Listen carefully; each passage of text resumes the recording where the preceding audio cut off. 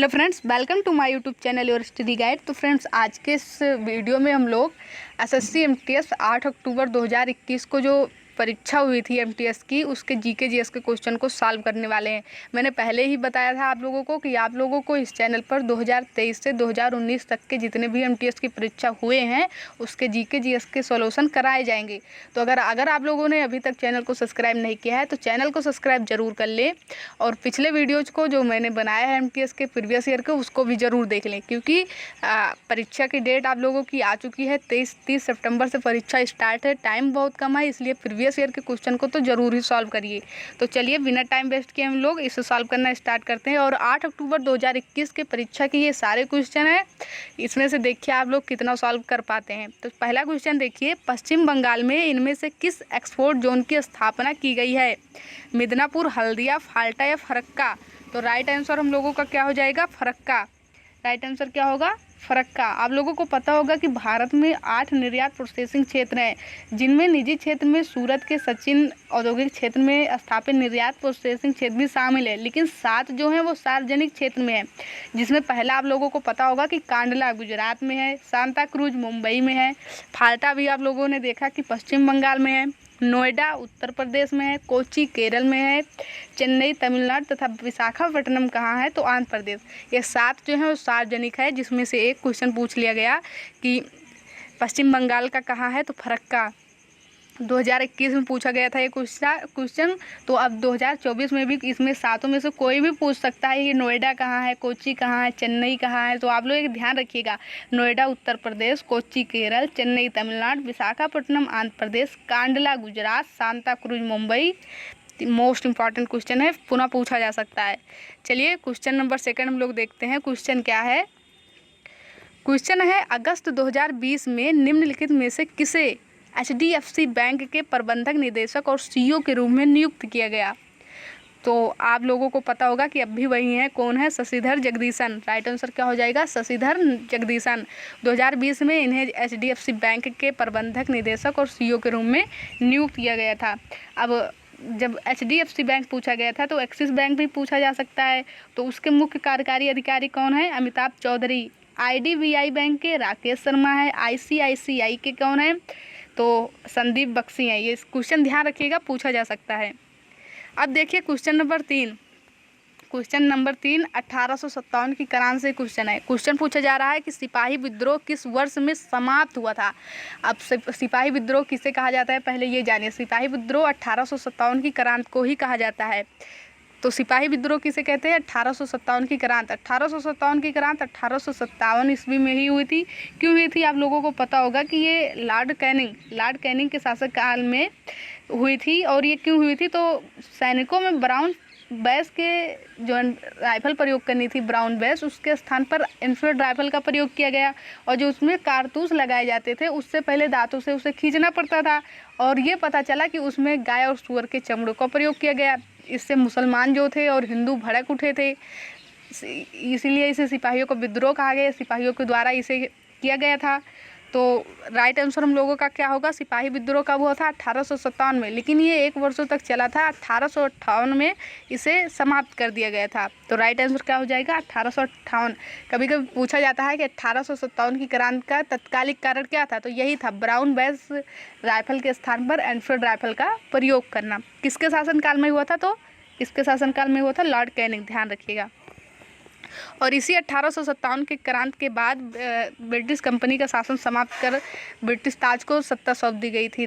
ये भी पूछा जाता है क्वेश्चन। क्वेश्चन नंबर 4 देखिए, निम्नलिखित में से किस प्रधानमंत्री ने 1985 में अखिल असम गण संग्राम परिषद के साथ असम समझौते पर हस्ताक्षर किए थे? तो असम समझौता भारत सरकार के प्रतिनिधियों और असम आंदोलन के नेताओं के बीच ये हस्ताक्षरित समझौता था। और आप लोगों को पता होगा कि 15 अगस्त 1985 के तत्कालीन प्रधानमंत्री राजीव गांधी उस समय थे, उन्होंने ही उस पर हस्ताक्षर किया था। तो राइट आंसर हम लोगों का क्या हो जाएगा? राजीव गांधी उस समय के प्रधानमंत्री थे और उन्होंने ही असम समझौते पर हस्ताक्षर किया था। राइट आंसर हम लोगों का राजीव गांधी हो जाएगा। असम समझौते पर सिग्नेचर उन्होंने किया था। क्वेश्चन देखिए, क्वेश्चन नंबर 5 क्या है? निम्नलिखित में से किस भारतीय क्रिकेट खिलाड़ी की आत्मकथा का शीर्षक प्लेइंग इट माई वे है? Playing it my way autobiography किसकी है? तो आप लोगों को पता होगा कि सचिन तेंदुलकर जी की है। किसकी है? सचिन तेंदुलकर। और आप लोगों को पता होगा कि इन्हें भारत के सर्वोच्च नागरिक सम्मान भारत रत्न से, राजीव गांधी खेल रत्न पुरस्कार एवं पद्म भूषण से भी सम्मानित किया गया है। पूछा जाता है किस भारतीय क्रिकेटर को उस भारत के सर्वोच्च नागरिक सम्मान से सम्मानित किया गया है, तो सचिन तेंदुलकर जी को। इनकी ऑटोबायोग्राफी बहुत पूछी जाती है एमटीएस में, तो प्लेइंग इट माई वे है। 2023 की परीक्षा में भी इसे पूछा गया था, आप लोगों ने मेरे साथ सॉल्व भी किया होगा। अगला क्वेश्चन हम लोग देखेंगे, क्वेश्चन नंबर 6 क्या है, साइंस से क्वेश्चन है। क्वेश्चन देखिए, सूर्य के प्रकाश की लाल और हरे रंग की तरंग दैर्घ्य के अलावा महासागरों में जल के अणुओं द्वारा सूर्य के प्रकाश की अन्य कौन से रंग की तरंग दैर्घ्य अवशोषित की जाती है? तो आप लोगों को पता होगा कि सूर्य के लाल और हरे रंग की तरंग दैर्घ्य के अलावा पीले, राइट आंसर क्या हो जाएगा, पीले रंग की तरंग दैर्घ्य को अवशोषित की जाती है, क्योंकि इसकी तरंग दैर्घ्य लाल, हरे और पीले की सबसे अधिक होती है। तो राइट आंसर पीला हो जाएगा। ये साइंस से नॉर्मल क्वेश्चन ही पूछे जाते हैं। अगला क्वेश्चन देखिए, क्वेश्चन नंबर 7 क्या है, कलाकारों को प्रदर्शन कला परफॉर्मिंग आर्ट्स में योगदान के लिए संगीत नाटक अकादमी पुरस्कार की शुरुआत कब हुई थी? तो कब हुई थी, यानी कि इस पुरस्कार को देने की शुरुआत कब हुई थी? तो आप लोगों को पता होगा 1952। इसकी स्थापना, इससे पहले राष्ट्रपति के पुरस्कार के रूप में जाना जाता था। 1951 में इसकी शुरुआत हुई थी, लेकिन संगीत नाटक अकादमी इसे नाम दिया गया 1952 में, और तब से ये प्रदान किया जाने लगा। तो राइट आंसर हो जाएगा 1952। अगला क्वेश्चन हम लोग देखेंगे, क्वेश्चन नंबर 8 क्या है, इसके 2 ऑप्शन नीचे हैं। क्वेश्चन है, स्वतंत्रता के बाद निम्नलिखित में से कौन किसी भी खेल में भारत का पहला विश्व चैंपियन बना था? स्वतंत्रता के बाद निम्नलिखित में से कौन किसी भी खेल में भारत का पहला विश्व चैंपियन बना था? रामनाथ कृष्णन, मिल्खा सिंह, लीला राम या विल्सन जोन्स? तो राइट आंसर हम लोगों का क्या होगा, विल्सन जोन्स। आप लोग इनके बारे में जानते होंगे, विल्सन जोन्स। स्वतंत्रता प्राप्ति के पश्चात बिलियर्ड्स खेल में विल्सन जोन्स ने भारत के पहले विश्व चैंपियन बने थे, उसे जीतकर। और विलियम जोन्स 2 बार विश्व चैंपियन रह चुके हैं। इन्हें अर्जुन पुरस्कार, द्रोणाचार्य पुरस्कार तथा पद्मश्री पुरस्कार से भी सम्मानित किया जा चुका है। तो राइट आंसर क्या हो जाएगा, स्वतंत्रता प्राप्ति के बाद ये पहले विश्व चैंपियन बने थे भारत के। अगला क्वेश्चन देखिए, क्वेश्चन नंबर 19 क्या है, निम्नलिखित में से कौन स्वपोषी है? निम्नलिखित में से कौन स्वपोषी? स्वपोषी आप लोगों को पता होगा कि स्वपोषी क्या होता है, ऐसे जीव या पौधे जो अपना भोजन स्वयं निर्मित करते हैं, अर्थात किसी पर आश्रित न रहकर वो किसी को बिना हानि पहुंचाए अपना भरण पोषण करते हैं, अपना भोजन स्वयं निर्मित करते हैं, उन्हें स्वपोषी कहते हैं।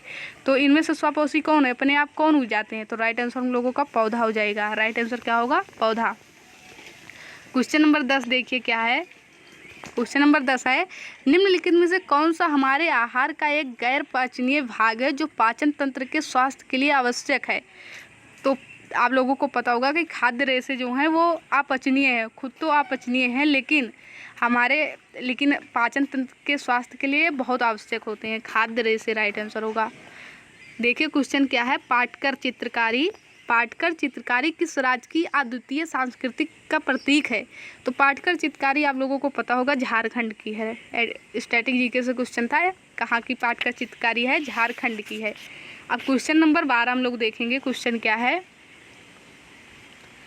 इम्पॉर्टेंट क्वेश्चन है, स्वतंत्रता के बाद पहली बार भारत ने किस ओलंपिक खेल में पुरुषों की हॉकी स्पर्धा में स्वर्ण पदक जीता था?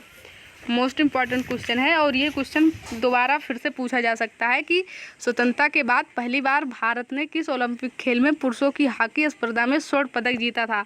तो आप लोगों को पता होगा London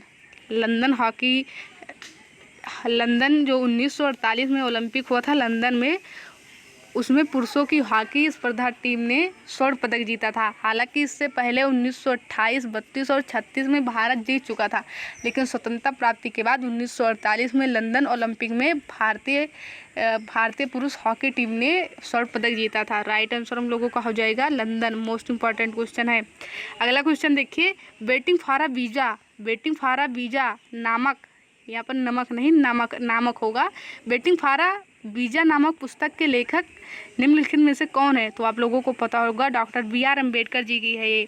waiting for a visa नामक पुस्तक डॉक्टर BR अम्बेडकर जी द्वारा अंग्रेजी में लिखी गई उनकी ऑटोबायोग्राफी है। और इसमें उन्होंने, आप लोगों को पता होगा कि इसमें उन्होंने अस्पृश्यता के साथ जो उनका अनुभव था उसे व्यक्त किया था। तो वेटिंग फॉर अ वीज़ा नामक पुस्तक के लेखक कौन है? डॉक्टर BR अम्बेडकर जी हैं। अब हम लोग अपना नेक्स्ट क्वेश्चन देखेंगे। क्वेश्चन क्या है? अगला क्वेश्चन देखेंगे, क्वेश्चन नंबर 14। क्वेश्चन नंबर 14 है हम लोगों का, निम्नलिखित में से किस वर्ष को मीठे पानी के अंतर्राष्ट्रीय वर्ष के रूप में मनाया गया था? तो मीठे पानी के अंतर्राष्ट्रीय वर्ष के रूप में किसे मनाया गया था? 2003। राइट आंसर क्या हो जाएगा? 2003। अगला क्वेश्चन देखेंगे, क्वेश्चन नंबर 15 है। क्वेश्चन नंबर 15 है, भारतीय संविधान का निम्नलिखित में से कौन सा अनुच्छेद हमें धन विधेयक का विवरण देता है? तो धन विधेयक का उल्लेख आप लोगों को पता होगा अनुच्छेद 110 में है, और वार्षिक वित्तीय विवरण अनुच्छेद 112। अध्यादेश जो राष्ट्रपति जारी करते हैं 123, 123, 213 आप लोगों को पता होगा कि राज्यपाल का है, और 123 अध्यादेश राष्ट्रपति का है। तो राइट आंसर हो जाएगा हम लोगों का 110। धन विधेयक का उल्लेख आर्टिकल 110 में है। अगला क्वेश्चन देखिए, क्वेश्चन नंबर 16। क्वेश्चन नंबर 16 क्या है? द्विवार्षिक पर्यावरण प्रदर्शन सूचकांक के 12वें संस्करण में भारत का कौन सा स्थान था, या भारत को कौन सा स्थान मिला था? तो राइट आंसर हम लोगों का क्या होगा? 168। द्विवार्षिक पर्यावरण प्रदर्शन सूचकांक के 12वें संस्करण में भारत को 168वां स्थान मिला था। अगला क्वेश्चन देखिए, क्वेश्चन नंबर 17 क्या है? तराइन की पहली लड़ाई किस वर्ष हुई थी? तो तराइन की पहली लड़ाई आप लोगों को पता होगा कि मोहम्मद गौरी और पृथ्वीराज चौहान के बीच हुआ था। कब हुआ था? 1191 में हुआ था। कब हुआ था? 1191 में। इसमें मोहम्मद गौरी हार गया था और पृथ्वीराज चौहान जो थे वो जीत गए थे।